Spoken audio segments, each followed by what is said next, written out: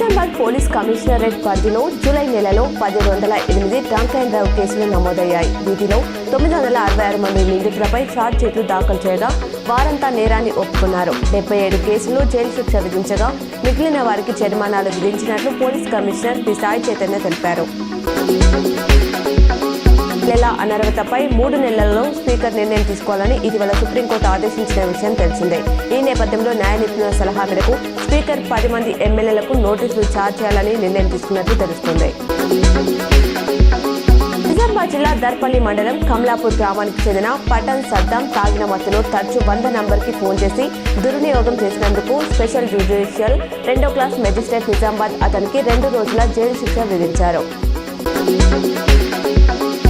Commission పై తెలంగాణ హైకోర్టులో ఇవాళ విచారణ జరగనుంది. కమిషన్ ప్రభుత్వానికి ఇచ్చిన నివేదికపై మాజీ సీఎం కేసీఆర్, మాజీ మంత్రి హరీష్ రావు దాఖలు చేసిన పిటిషన్లు చీఫ్ జస్టిస్ బెంచ్ లో విచారణకు రానున్నాయి. జనగామ జిల్లా లింగాల గన్పూర్ మండలం వడ్డిచెర్లలో జరిగిన రోడ్డు ప్రమాదం తీవ్ర విషాదాన్ని మిగిల్చింది. ఈ ఘటనలో పొట్టి శ్రీరాములు, నెల్లూరు మనుబోలు వడ్లపూడికి చెందిన దద్దోలు సురేష్ భార్య దివ్య మృతి చెందగా పిల్లలు స్వల్ప గాయాలతో బయటపడ్డారు. పబ్జీ ఆడొద్దని తండ్రి మందలించడంతో కొడుకు ఆత్మహత్య చేసుకున్న విషాద ఘటన నిర్మల్ జిల్లా బైన్సాలో చోటు చేసుకుంది.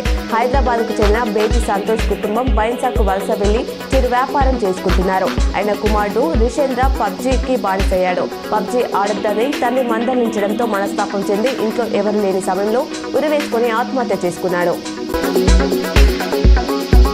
సింగరేణి కార్మికుల సంఘం యూనియన్ గౌరవ అధ్యక్షురాలిగా ఉన్న ఎమ్మెల్సీ కవితను ఆ స్థానం నుంచి తప్పించిన విషయం తెలిసిందే. ఆ స్థానంలో మాజీ మంత్రి కొప్పుల ఈశ్వర్ను ఏకగ్రీవంగా ఎన్నుకున్నారు. ఈ విషయంపై కవిత స్పందించారు. ఈ మేరకు గురువారం సింగరేణి బొగ్గు గని కార్మికులకు ఆమె బహిరంగ లేఖ రాశారు. రాజకీయ కారణాలతోనే ఈ ఎన్నిక జరిగింది. సింగరేణి కార్మికుల కోసం పోరాడుతుంటే నాపై కుట్ర పన్నుతున్నారు. నిందితులను బయట పెట్టాలని కోరితే నాపైన కక్ష కట్టారు అని తెలిపారు.